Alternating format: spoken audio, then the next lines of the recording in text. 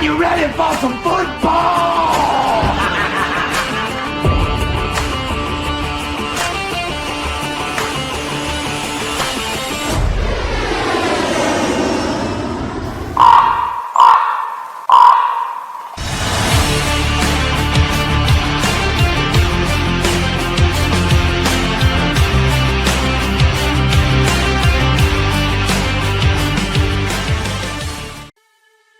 Yo, what is up, everybody? Welcome to a special episode of Flight Club Football. I'm your host, TBK, alongside host Chris. We are going to be discussing the fallout from the very first game of the 2025 season, Eagles, Cowboys. Man, it was everything you could hope it could be and more. Chris, tell them about it, brother. Yeah, man.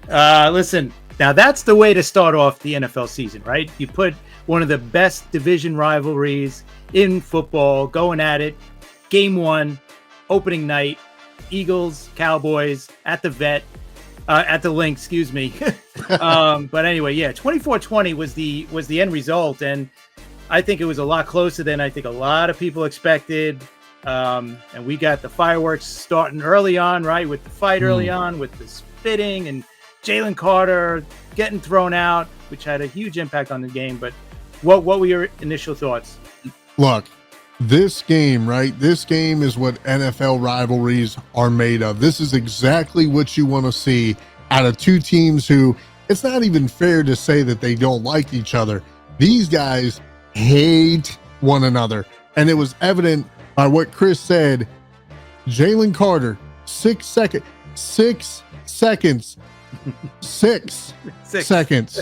into the game, okay, gets thrown out for spitting on Dak Prescott. Now everybody says, oh, there's multiple angles. Dak spit first.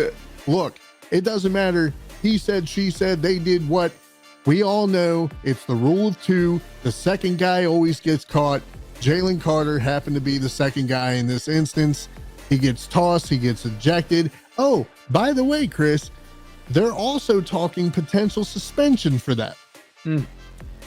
And you know what? This is what a Super Bowl champion does not do, right? Yeah. You would not see the Chiefs going further back, the Patriots, these great teams do something as stupid as this. This was just plain out dumb. Like you said, the second guy is always going to get caught, right? He's the one that's going to get the suspension, the thrown out of the game and all that, the penalty, whatever it might be. And you know what? Dak spit at him, but he didn't spit on him, right? He spit on the floor towards his direction. Now, Jalen Carter said, oh, you spitting at me, I'm going to spit at you. And he literally spit on him. So just a really dumb. And on top of that, you're also talking about the most impactful player on the Eagles defense, right? 100%. Yeah, I mean, they got great young corners and all that, but man, Jalen Carter is easily their best player on defense. And it showed because guess what? No sacks by the Eagles last night. That's right. And if he was playing, I guarantee you they would have had multiple sacks last night. Yeah, no, I mean, look, I'll put it to you this way. I don't think there's a single sports channel. Look, if you paid attention to the game last night before they went on, every single commentator worth their salt with a heartbeat, every single one picked the Eagles to win. But not only did they pick the Eagles to win, they picked the Eagles to blow the Cowboys out. Me, Chris, every other YouTuber who does what we do, every commentator on ESPN to Sports Center picked that to happen. And guess what? It didn't happen. It was a close game. It was 4 points. 4 points, Chris. Like, my goodness. Like, and like you said, I think if Jalen Carter was on the field that night as well, that score is not as close as it is either. Yeah, I totally agree. I don't think they would have been able to run as much as they did last night. And I definitely think Dak would have been under even more pressure. And he was under a lot of pressure. They just did not wrap him up, right? I mean, they had multiple times they had him on the run. And Dak just got away and made some big throws. And then on the other side on the other side of those throws, there were a few drops. So that's what also cost the Cowboys too. So, but absolutely. It definitely would have been a different game if Jalen Carter was playing. That's what kind of a player that guy was. Yeah. So, I mean, who do you think had a big night?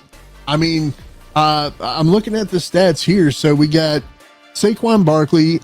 He rushed 18 times for 60 yards, 3.3 average, and his longest rush was 16 yards. I mean, is that a testament to the Cowboys defense, or was Saquon just having a bad night?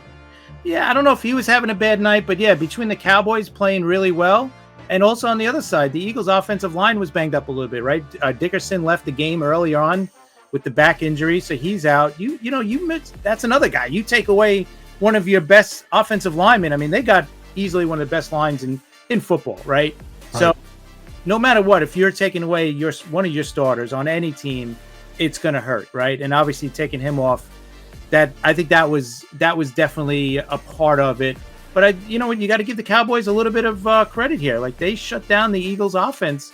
And you also got to remember too, the Eagles have a new offensive coordinator this year, right? Kellen Moore went to the Saints for whatever reason. I don't know why he became the head coach there, but he left the defending Super Bowl champs to go coach the Saints. Yeah, good job. But anyway, Kevin Patullo is the new OC for the Eagles.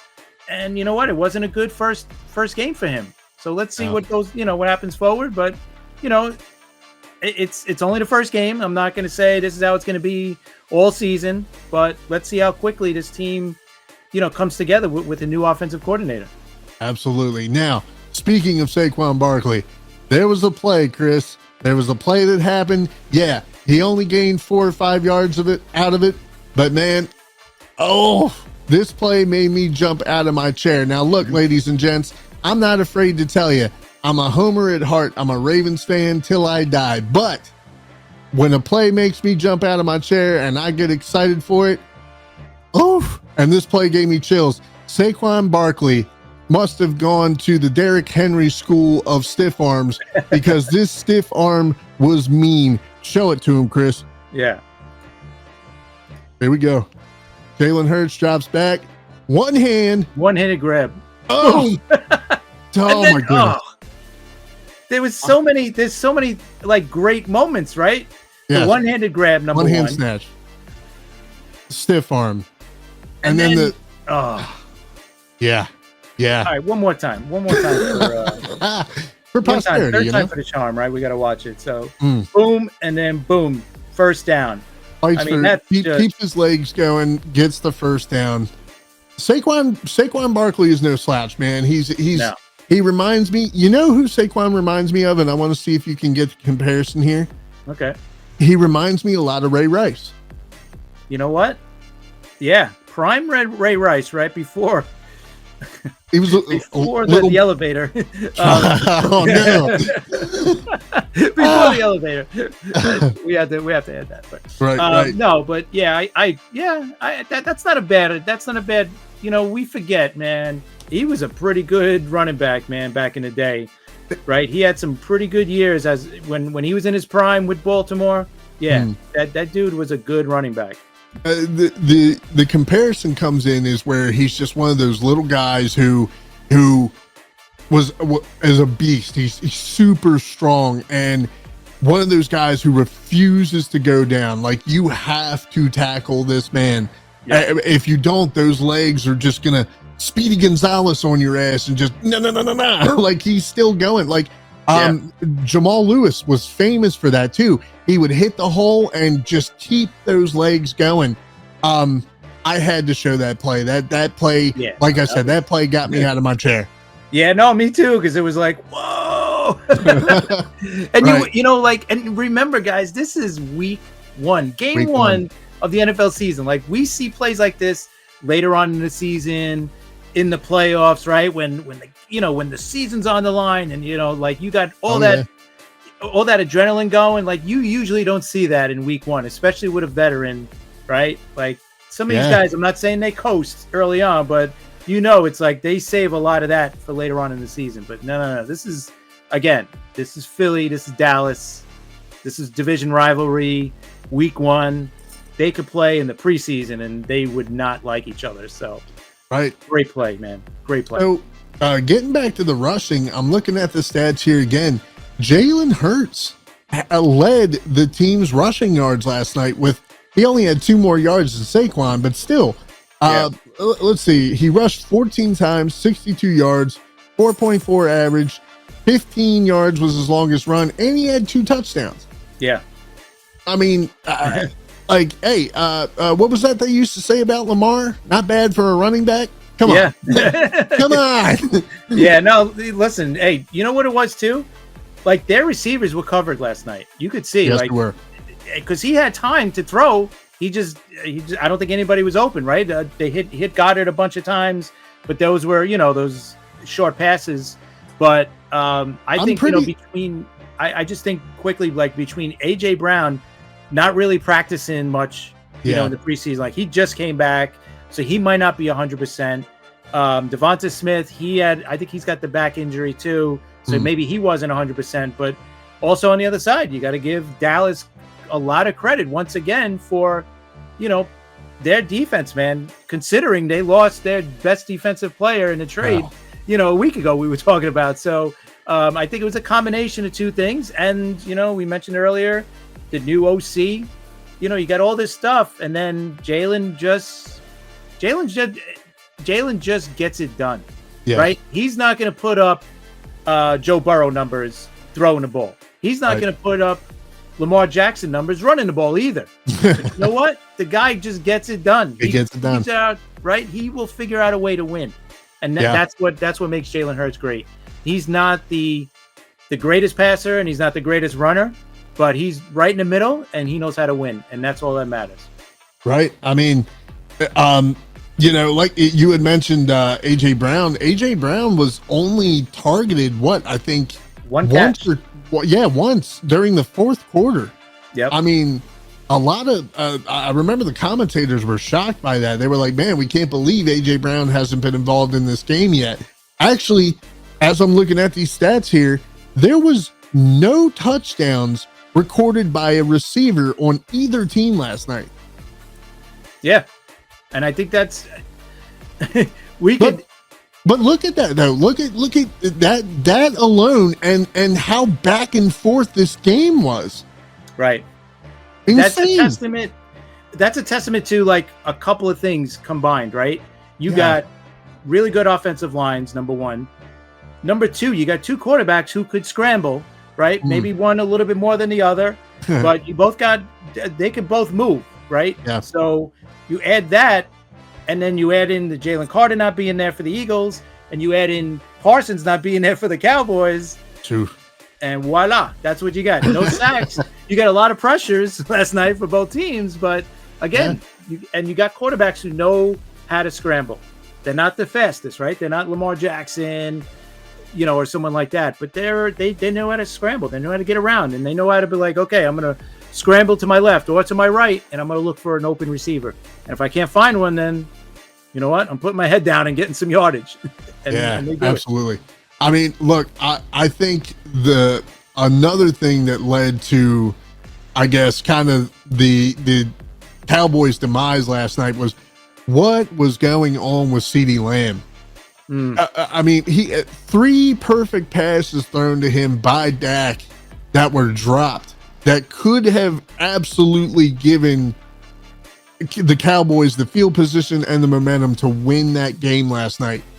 In his hands, he's dropping these, like, CeeDee, what are you doing, guy? What's going on? Hey, and listen, and this guy is one of the best out there, so they are counting on him to be that guy, right? To be the, Jamar Chase, Justin Jefferson guy. They need him to be that guy, because George Pickens on the other side, he's got the ability to be a number 1, but as a Ravens fan, you've seen him with Pittsburgh, like I have. Right, he's hit or miss, literally, right? Like he'll, he might, have a great game and then have a really bad game. So he's that type of guy. But CeeDee Lamb's got to be that consistent number 1 guy. I'm going to be open, get me the ball, that type of guy, without a doubt. And last night he did not have his best game. He still had 7 catches, 110 yards. But like you said, there was still a couple of big time drops. Even on that, I think the last drive, it was a tough catch, but it was in his hands. It was in his hands. Right. And look, Look, I mean, I remember specifically seeing a video between CeeDee Lamb and George Pickens, firing each other up, hyping each other up, talking all that nonsense on the sideline during training camp about how they were the new beast duo in the NFL. Okay, guys, neither one of you contributed a touchdown for your team. CeeDee, you had 3 drop passes.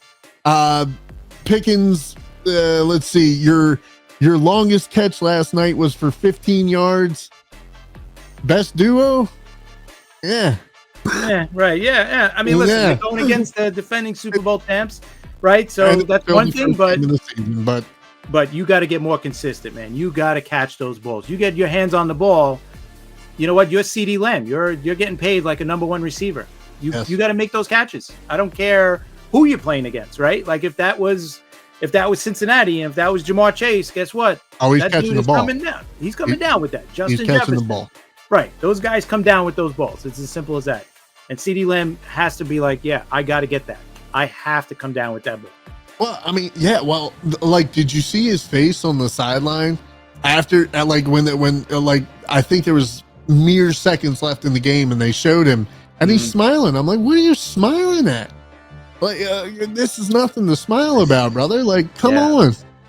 I don't know. It's a different game, man. It's a different game now. Some of these guys are just, some of them are just content with what they got. You know what I mean? Like getting that Super Bowl or getting the wins or whatever is not that important sometimes. I don't know. I'm not saying that's him, but I hope not for the Cowboys' sake. Like this is a guy you're counting on, man. This is it. Right. Absolutely. I mean, well, this game, like I said, it was a welcome surprise.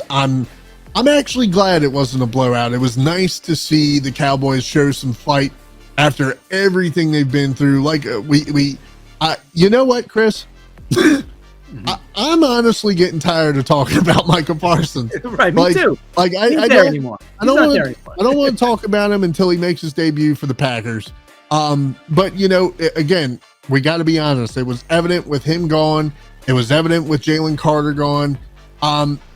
Maybe that was the difference maker in this game. I don't know, but all I can say is that this game, grade A football, good way to start the season. And you know what? I'm not even going to be that guy. Good showing from the Cowboys. You should be proud of that show. I mean, you want to come away with the win, but you guys hung in there. So yeah, I'll give it to you. Yeah, no, I was impressed. I was impressed because losing that type of player on your team, like right before the season starts, that's pretty big for a lot of teams. But they handled it pretty good, especially on the road against your biggest division rival and, a team that's, showing off their new Super Bowl banner. That's not easy. That's not an easy environment to walk into and play as well as they did. But yeah, they still got stuff to work on. Yeah, CeeDee Lamb's got to come down with those. And they got to run the ball better, all that stuff. And yeah, we get it. Defense, they got to finish these plays off, right? You got to, when you got a guy on the run, you got to wrap this guy up, right? You got to find a way to get sacked. So from that side. And then the Eagles side, yeah, they got to get this offense going. It can't be Jalen Hurts running for, it can't be Jalen Hurts outgaining Saquon Barkley every week, right? Oh my gosh, not the game plan for Philly, so they got to get the receivers more into it. Obviously, AJ and Devonta Smith, once they get healthy, we'll see that for sure. But and then on the defensive side, yeah, that cornerback too is an issue, right? The one side you got Quinyon Mitchell. I mean, that guy's he's fine as your CB1, but your CB2 is going to be the problem, right? Adoree Jackson does not look like the answer. So we're going to see what happens there. Philly does not. They don't settle, right? They're not like, well, hey, if that's what we got, that's what we got. They're going to figure it out. They're either going to get another guy on that team by a trade or cut or something. They will figure this out. I know that. So, but going forward, yeah, I mean, that's what I look at on both sides. Absolutely. Well, hey, that's going to do it here for Flight Club Football. Hey, tonight, get ready for a crazy one. Kansas City and the Chargers in Brazil, man. In Brazil, yeah. I mean, hey, anything's possible. Anything can happen. Let's see if the Chiefs can be the Chiefs in a totally different off the wall location. Let's see if they can get that week 1 win. And remember, real quick, remember last year in that Brazil game, it was Philly Green Bay, and they were like sliding all over the place. And, you know, that's usually a soccer field, so it was a totally different. I wonder if they learned anything, the NFL, to get this field more prepared for NFL football, not European international football. Right. As we call it. Yeah, some different cleats, maybe some better cleats, maybe at the least. Something, man. Something. But, they gotta change something. We'll find out here, and make sure you guys check it out on YouTube, because it's exclusively, this game is exclusively on YouTube. Guys, if you haven't already, make sure to hit that like button for us, as it lets YouTube know that you do like what you see, and it lets YouTube know that you want to see more of what you like. Make sure to hit that sub button for us. If you do, hit that bell, turn on all post notifications so that you never miss anything that Flight Club does. Now, get out there and remember rule 1, talk about Flight Club. For Flight Club Football, I have been TBK. That's Chris. We'll catch you on the next one. See ya.